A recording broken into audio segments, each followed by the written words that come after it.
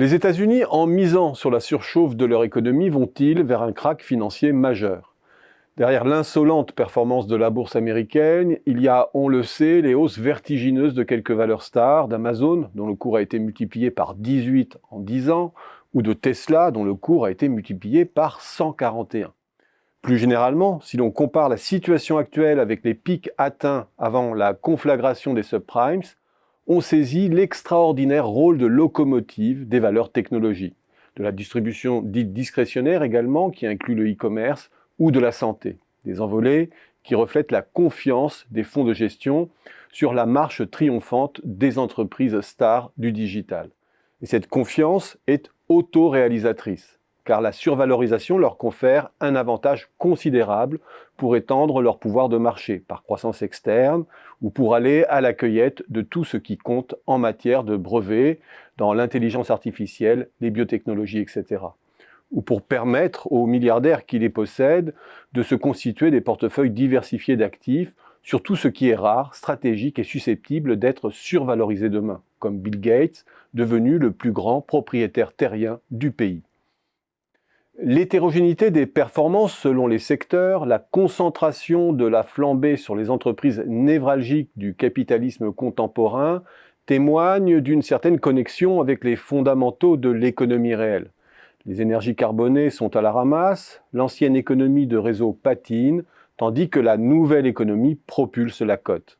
Mais cela ne suffit pas. Il ne s'agit pas d'un jeu à somme nulle, ce que gagne Amazon, Walmart ne le perd pas. Et c'est toute la cote qui s'élève à des rythmes certes très différenciés, mais avec en moyenne une poussée de 165% du SP500 depuis ses anciens records de 2007. La déconnexion de cette performance avec la croissance de l'économie ne peut que susciter l'inquiétude. Mais avant de suspecter une exubérance moutonnière, regardons déjà les facteurs qui sous-tendent cette hausse et leur pérennité.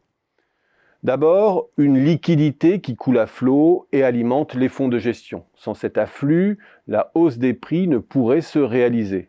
Et en arrière-plan immédiat, on trouve les achats massifs de titres par la Fed, plus de 7200 milliards de dollars au 14 avril contre 780 milliards en janvier 2007. Des achats qui redonnent des disponibilités aux investisseurs pour enchérir à la hausse et leur permet au passage de réaliser des plus-values sur les titres d'État du fait de la baisse des taux. Ensuite, une croissance très forte des dividendes. Si je prends la croissance réelle des dividendes, hors inflation donc, en tendance sur 5 ans, on voit que cette dernière est presque systématiquement supérieure à la croissance tendancielle américaine, située entre 2 et 3%. Derrière cela, deux mécanismes, la modération salariale jusqu'au début des années 2010 et surtout le recul des charges d'intérêt dans le sillage de la baisse des taux.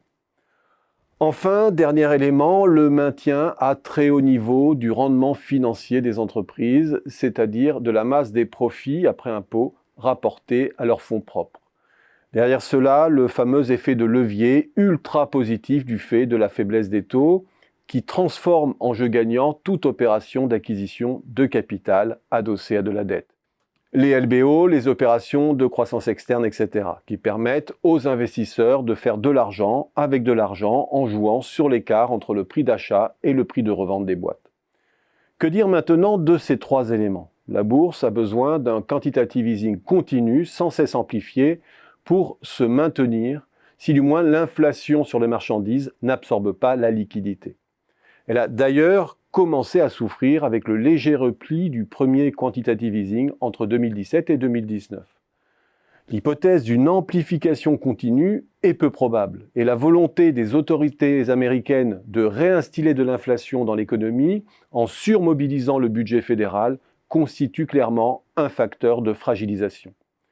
Concernant la dynamique des dividendes, là encore, le processus de transfert des charges d'intérêt vers les dividendes touche à sa fin. Les taux ont atteint leur plancher et se normalisent, et l'économie américaine ne s'oriente pas a priori vers la rigueur salariale ou la complaisance fiscale sous Biden. La croissance des dividendes devra se construire sans artifice sur la croissance du chiffre d'affaires. Enfin, l'effet de levier, cette machine à gagner sur les marchés, pourrait lui aussi s'atténuer si l'appareil productif est remis en tension et participe à la normalisation des taux. Bref, les marchés américains avaient fait de la stagnation séculaire leur allié via la hausse des dividendes et l'effet de levier positif. La croissance ne les tue pas, mais l'heure est à l'atterrissage, d'où, si la Fed réussit sa manœuvre, violent si la surchauffe surprend par son ampleur.